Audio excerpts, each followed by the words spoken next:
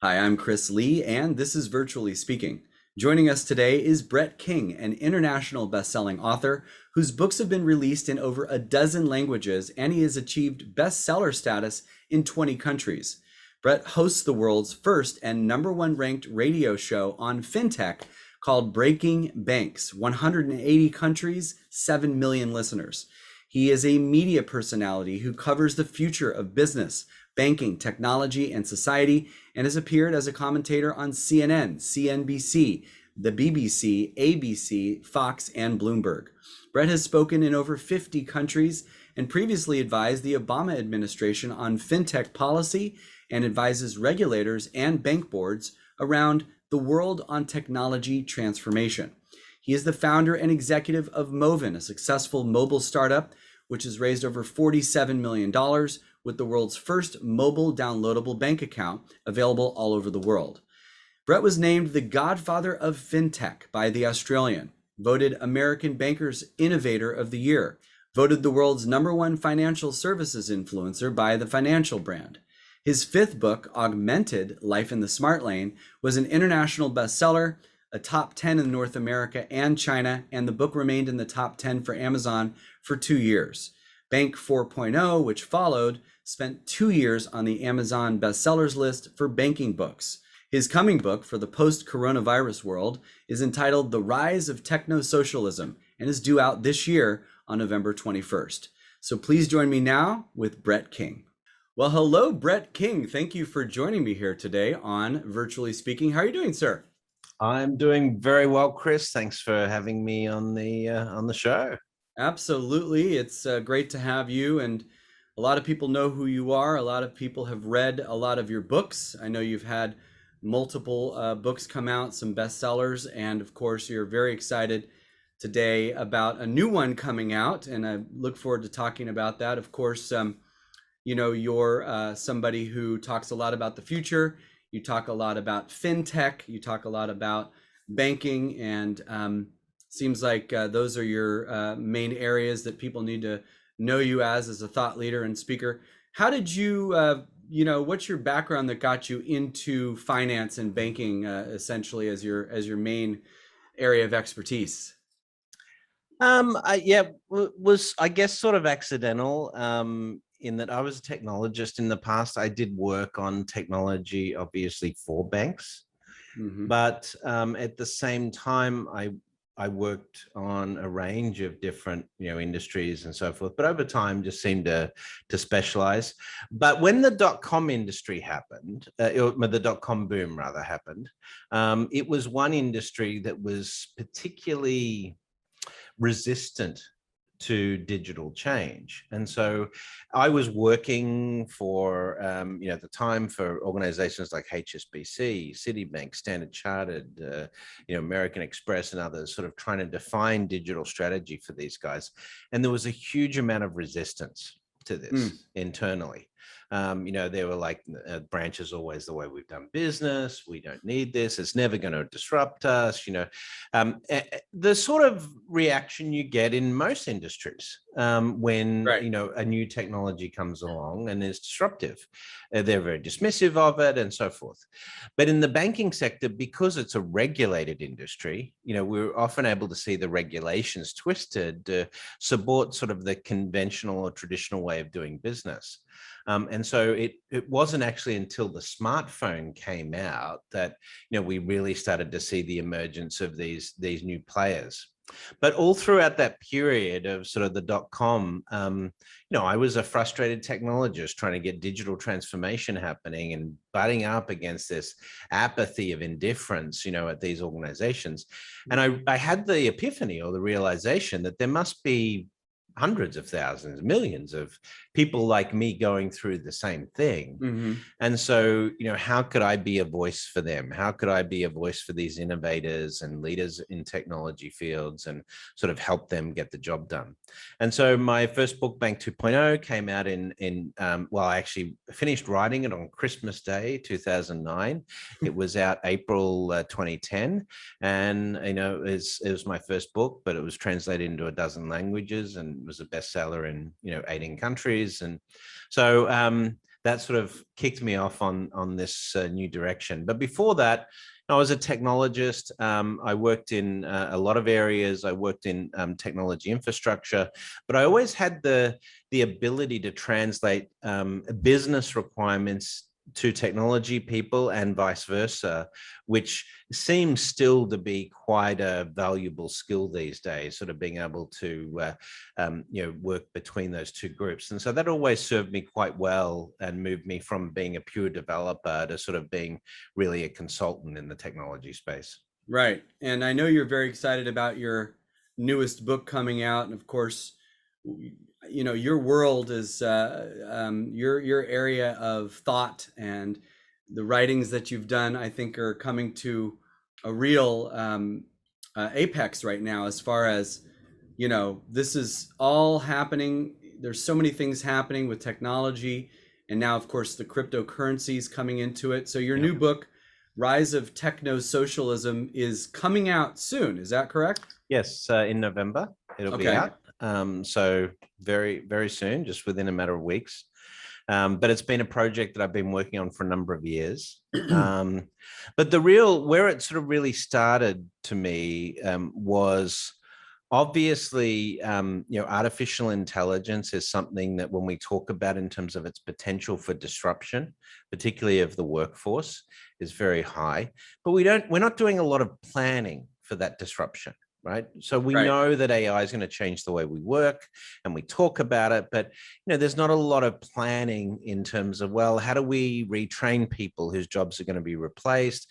Are we investing in the right skills in schools and in universities right now to make sure that we have a workforce ready for these new jobs that are coming? All of those sorts of questions. And then the same, goes for climate change. There's obviously been resistance to the idea of climate change in some quarters, but we now see these 100-year flood events occurring every few years and droughts and all of that. So what are we doing to prepare for the inevitable, disruptive elements of that? And so I realize there's a whole lot of things going on that we sort of see coming down the pipe, but as humans, we sort of wait till it's the worst impact that can possibly be. And then we go, why didn't we do something about this earlier? And so I wanted to really sort of ride on these rolling crises like the pandemic that we're still in the midst of experiencing, and other things that have the ability to really create a huge amount of uncertainty for our future, and why we don't resolve that uncertainty earlier, and why we sort of let it fester, if you like. Isn't it about the money? I mean, isn't it like the railing on the freeway that should be there because there's a cliff, but they don't build it until a car goes off that cliff and somebody dies? Now we have to spend the money for that family's sake and for everybody else's safety. Isn't it really just about there's no profit in preparedness? Part of it is the fact that we have to justify the costs of basic elements like that. So, capitalism doesn't have the incentives to fix those problems before they're big problems, right? For example, in the 1970s and 1980s, we knew that air pollution and water quality were major issues for society. We knew that 7 to 9 million people a year were dying just because of air quality and air pollution related issues. But we didn't say, well, hang on, if we really focus on this and focus on technology that could improve energy production, or not rely on fossil fuels as much, we could fix this problem. But instead we're saying, well, hang on, look at the stock price of Exxon. It's huge right now, and you want to mess with that right now? Look how much money the market is making from this. And so, there's these perverse incentives in capitalism in respect to that. And so, one of the things we have to fix is, when we look at the function of the economy, we have to ask this very pertinent question: is what should the economy accomplish for the citizens of our nation, whichever nation we're in? What is the purpose of an economy? Is the Right. purpose of the economy to increase share price and make corporations richer, and shareholders richer? Or is the purpose of the economy to look after the needs of citizens and then whatever else it can do? Because we've sort of lost our way with that, I think. And that's really sort of part of the motivation in writing this. Yeah. So today, the empowerment of the consumer, the voice of the consumer, the empowerment of the employee, the voice of the employee has certainly become rapidly much more prevalent and listened to. So is it really now the responsibility of the corporation or the bank or the government or the small businesses to now, make these changes for the benefit of the people who are underneath their umbrella? Look, I think that's all part of it. And I think, having the right purpose to what we're doing. I think looking at sustainability, renewability, all of these things are going to be themes, that we see reoccurring over the next 30 years. But I think it's more fundamental than that. If you look at what is going to give humanity as a whole the best chance of success at creating what I call sustainable prosperity, where everyone is looked after and everyone is happy and healthy, then you have to look at the basis of the way we innovate and the way we generate ideas. Right now, today, we compete. We compete against each other at a market level. We compete against each other at a national level. And at certain points in history, that has been beneficial. But the times when we create the greatest advancements for humankind is when we come together collectively. Think about the moon program. I guess you could put the Great Wall of China in there. You could, talk about our response to the pandemic and so forth. But it sort of appears as if we've got this the wrong way around, because competing against each other often frustrates innovation. It often makes us very inefficient at creating better mechanisms. But like the Human Genome Project is an example. Scientists from all around the world had to come together to make that work. The Apollo program, at any one time, 400,000 Americans were employed in that pursuit. So when we compete for humanity, when we compete we work collectively. So Right. not competing against each other, but competing for each other. Like X Prize, for instance. Right. We seem to be much, much more efficient at But creating leaps and bounds. what can the individual company or leader or CEO or C-suite, CIO or CTO or a manager, is this really only a discussion for the governments, or is this a discussion that leaders of companies and people can use for the good of the people who buy their products or the people who work for them? Or is this not something that they should be focusing on? Well, for the first time, during the pandemic, we have seen, but we're going to see it in relation to climate and other things as well. We've seen companies being held to a slightly different standard than just the market, as you've said. So diversity and inclusion efforts, their use of sustainable goods in the banking sector. Just in the last couple of weeks, we've seen protests by groups in the UK, for example, outside of banks like HSBC and Barclays, because they're still supporting fossil fuel projects, right? Or coal plant projects and things like that, And so you're now having these brands, they're having to make a decision where their customers are putting pressure on them and saying, we don't think this is ethical anymore, given what we know about what is happening here. We want you to change your behavior. And some organizations respond very well to that. If you look at Apple, for example, Apple has now produced a sort of 2030 doctrine or policy statement for Apple, about high sustainability and high renewability, because they know as a corporate citizen that they're going to get called out on this stuff unless they have a plan to attack that. So corporations that are smart and want to get that groundswell of support are looking at these issues that are making people concerned and sit up and talk about this, and they're saying, how can we better strategize on this as a corporation in terms of our voice that we have in respect to this, whether that be inclusion or sustainability or whatever.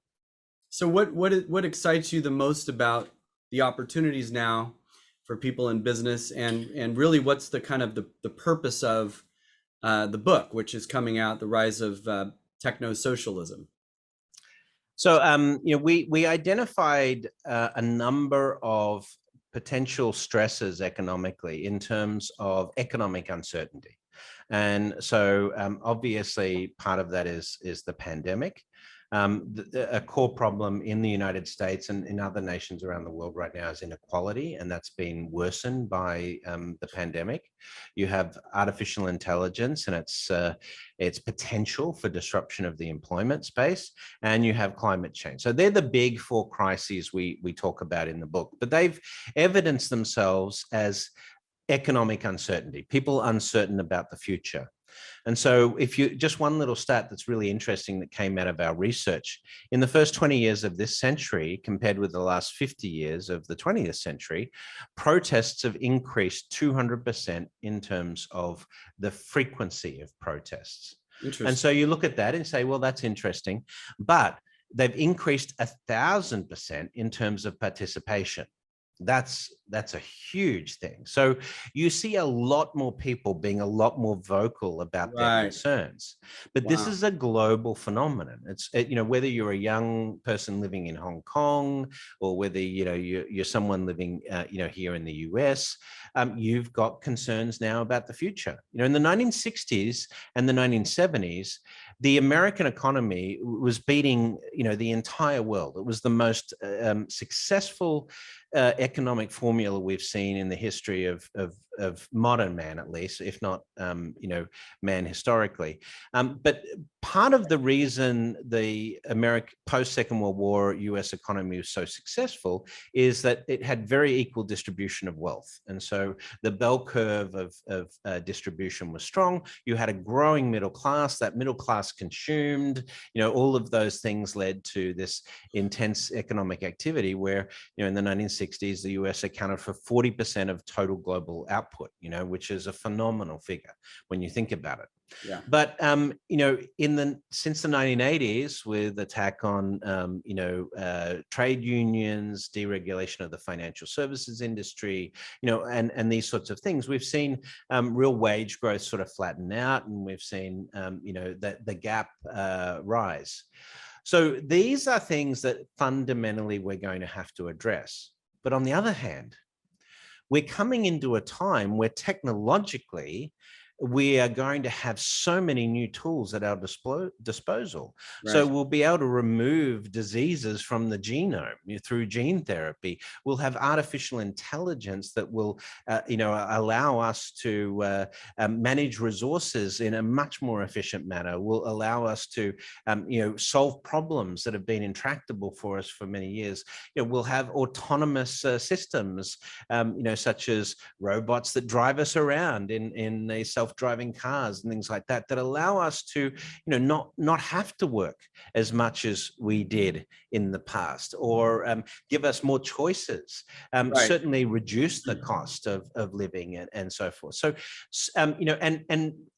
free energy, essentially. Solar tech is now about 1/8 the price of coal-based electricity in the United States, and it's reducing over time. And so you track that out about 10 or 15 years. If we invest in this technology, essentially energy is going to be free. We've got Elon Musk putting satellites in orbit, so 98% of the planet will have internet access. We've got these incredible technological advances that are coming down the pipe, that we'll be able to utilize to make life so much better for so many people. But that has to be motivated by something different than a corporation making profit. Right. We have to have some different sort of goals and objectives as a species. Yeah. And one thing I wanted to ask you that you just reminded me of with the autonomous comment, autonomous vehicles coming down the pike, maybe a little slower than we would have thought or hoped, but maybe at the right pace. A little slower until it happens all at once. That's normally how it works with tech, right? Right, exactly. And but I've heard, and I'm sure you've heard, this very interesting stat, and I haven't been able to ask anybody why this is or what they think about it. So I want to ask you. You seem appropriate for this. But you know, everybody was worried about the trucking industry because the Right. trucks were all going to be autonomous. All these truckers were going to lose their jobs. And woe is me, what are we going to do? However, whenever I talk to people in the trucking industry, they say, we have so many job openings. There's not enough truckers. There's 50,000 jobs available for truckers in this nation. I think it was in this nation, they said that, or maybe even in just one, I think it was in the country. So why is that? Because isn't that the opposite of what everybody was afraid of? And how did that happen? And is that going to happen in other industries as well, where people are kind of upset or worried about their jobs being taken over by robots? Well, the first thing to sort of recognize out of this is in the last 250 years, when we've seen technology disruptions like this, the number of industries who have successfully resisted technological change amount to zero. Mm-hmm. Right. And so resistance is futile, as they say in Star Trek in respect to sort of this technology adoption stuff. Having said that, like if you look at, I live here in New York, and, you look around New York, and it was only just, 100 years ago that people were still delivering ice in ice trucks to homes. No one had refrigerators. Probably, right? Exactly. Right. And so you had, coach and buggy drivers, the horse and cart, you had people delivering ice blocks, all of these things. And if you'd said, oh, we're going to have refrigerators and it's going to get rid of your jobs, people would have been concerned about that. Mm-hmm. But of course, other jobs were created by that. And that's one of the patterns we see is, these new industries also create new jobs. For every job that the internet destroyed, it created 1.6 new jobs that were created. Right. And so that's a really positive number to put against this. Mm-hmm. The problem with the whole automation thing is that automation at the level we're talking about in the 2030s in particular is talking about taking human process out of a whole lot of industries. So it's probably more akin to the industrial age, where we all came out of agriculture and started working in factories and things like that, rather than something like the internet as an example. Right. But what we do know is that there is going to be disruption of some jobs that are going to be replaced or destroyed. And it doesn't happen overnight. It will be progressive. So, truck drivers will still have to sit in the truck and observe the self-driving truck and, take loads on and things like that for a period of time. And there'll be a mix of automated and non-automated trucks on the road. But at some point, certainly by the end of next decade, for example, you'd imagine that most of these vehicles will be automated. So what do we do with the truck drivers? Well, we've got 18 years to think about a solution, or retraining them, or giving them new work, letting some retire out, others, giving them new roles. But the question is whether or not we take that time and invest in retraining those people. The biggest problem for the whole AI automation thing is we are going to both have technology based on employment because automation is removing jobs, but we're also going to have job shortages because we're not training the right people for the AI 21st century world. In the United States, we don't have nearly enough STEM graduates, to compete. China has 3-to-1 STEM graduates, PhD graduates in the STEM disciplines compared with the United States. In the United States, 70% of the STEM PhD candidates in the United States are foreign students, right? And that stands for science, technology, engineering, math. Yeah. For those and who so, don't know. Yeah. And so these are we need to be changing the way we school and educate our kids to have their skills ready for the 21st century. The classroom itself, and I was reminded by this today because my daughter went back to school for the first day today.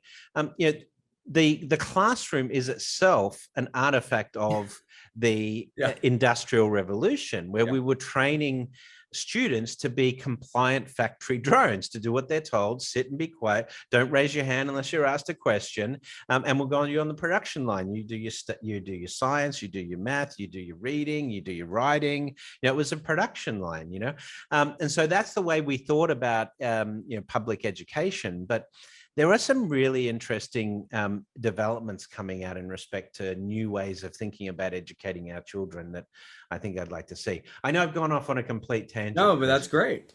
Yeah. No, that's exciting. I that's actually a perfect segue for me to ask you. You sound like you're an optimistic guy. I know you are, and that's why people like you and like reading your stuff. What most excites you right now that maybe not enough people are paying attention to? Is it cryptocurrency? Is it, governments starting to look at things that they didn't before? Is it, what is it that to you is kind of the most exciting, not just part of your book, your new book, but also just like right now, as we are almost in 2022, hopefully coming out of the other end of this pandemic in 2022, what's the most exciting thing for you? Wow. Well, there's a lot, but well, I think, automation, if we highly automate society, we can reduce the cost of so many things that right now we think are too expensive and we'd call socialist, right? And that's the reason we chose the topic that we did for the book. But to give you an example, if you take the current US healthcare system, there's a lot of discussion and argument about this. In terms of outcomes, the US has the most expensive healthcare system of the G20, of the top 20 industrialized nations, and often, gets poorer outcomes. But here's the thing, we talk about universal healthcare, and it's often a red flag to many. But if we applied automation in a number of areas in healthcare, so diagnostics, about 40% of the time, diagnosis is incorrect. That's why you always ask for a second opinion. Wow. Right? About 40% of our medical costs when we're in a hospital are administrative costs, right? Which we could obviously make more efficient. And then you've got gene therapy, you've got, personalized medicine and therapeutics.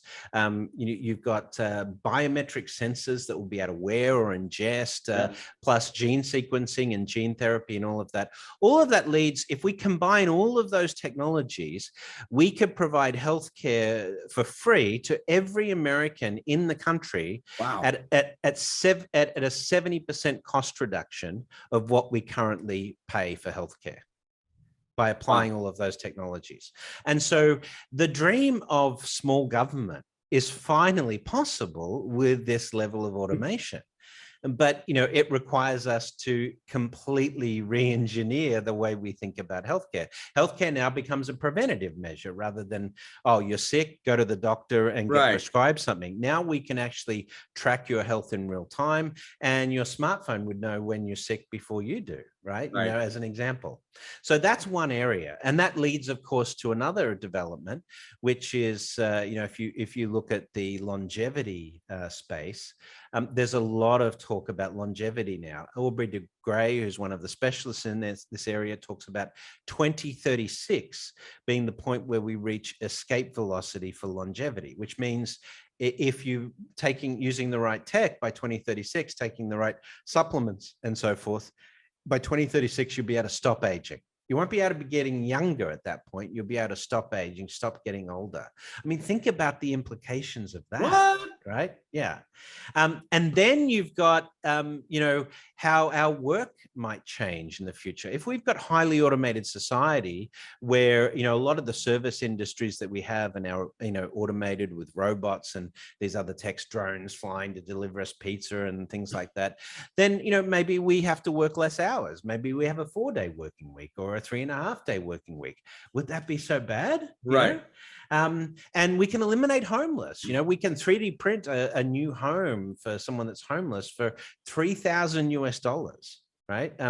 Using this new technology. So there's so many areas where we could really enhance society. Look at the pandemic and how it changed the way kids received education. We're even calling them Zoomers now because of this. But we could now deliver high quality, ubiquitous education without the need for this massive education infrastructure that we've had in the past. But we have to commit to a different type of learning. So there's so many areas here where we could actually make our quality of life as a whole so much better by application of this, but it's going to burn a lot of sacred cows to the ground,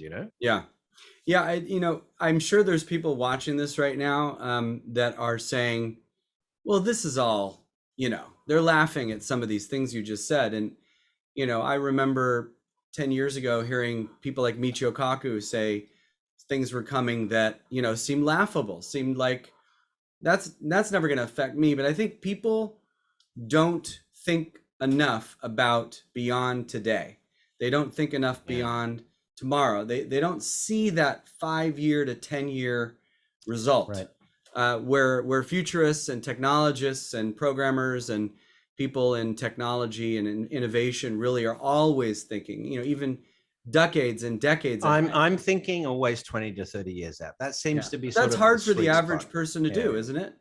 Well, it's also the fact that we think linearly, right? And so if we think about like computing power as an example, and the technology behind that, we tend to think of this line going up like this in terms of the increasing capacity of microchips and so forth, when it actually tends to go like this, a J curve, right? And so, you've now got, your average smartphone is something like 5 million times more powerful than the computer that took Neil Armstrong and Buzz Aldrin and Michael Collins to the moon. I don't have an app for it on the phone yet, but I can assure you in terms of processing power, that's the case.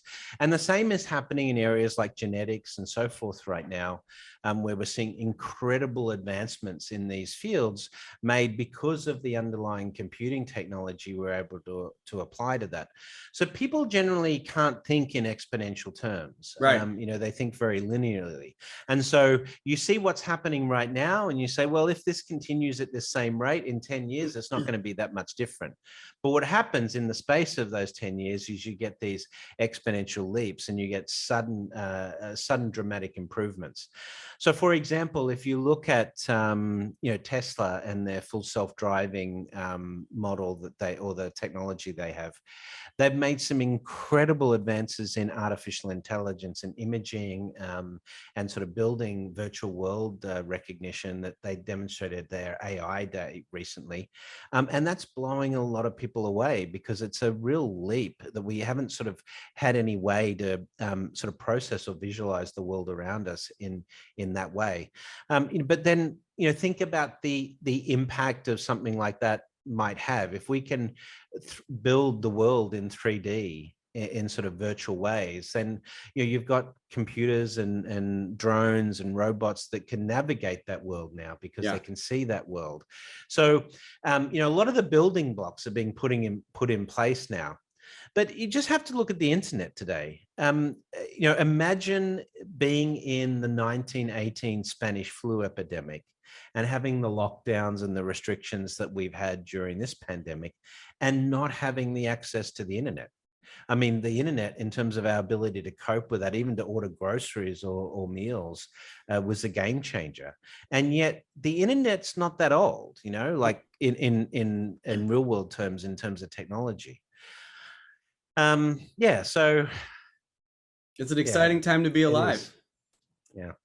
There was a really good quote the other day is we are closer to 2050 today than we are to 1980, right?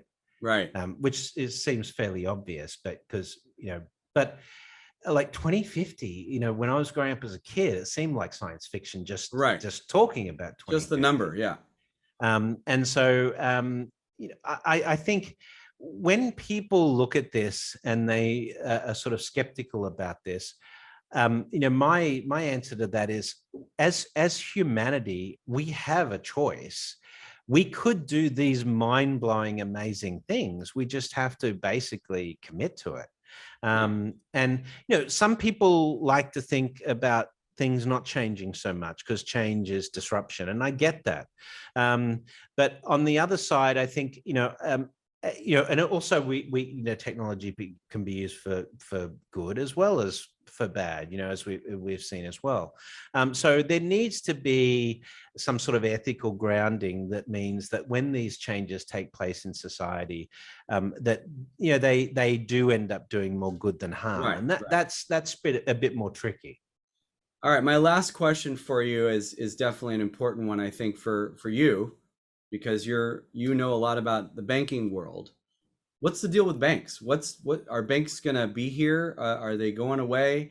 Is there no need for a bank anymore? Are there a lot of other options now? What are the Wells Fargos of the world thinking? Well, you talked about crypto before. So when we talk about cryptocurrency, and most people are familiar now with Bitcoin, or they've at least heard of Bitcoin, even if they don't own any. The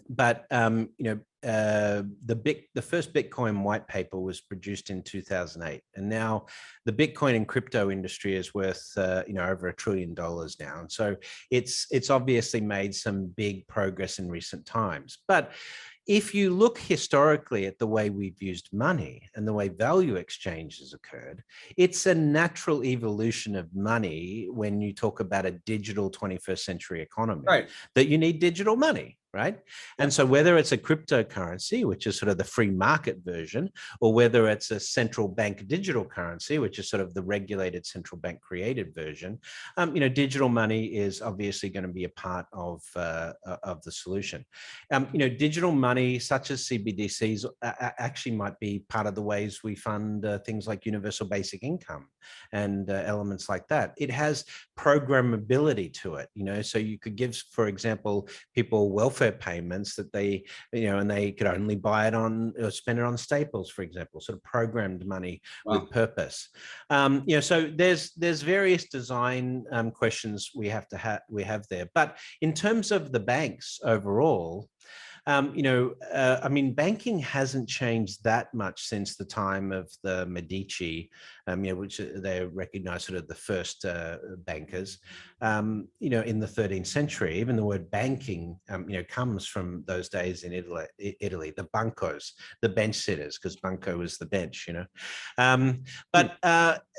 what's really interesting that's happened in recent times is we're having a lot of non-banking organizations get into the banking space. We call them fintechs or tech fins. And so in 2017, mobile wallets actually surpassed plastic card payments globally for the first time.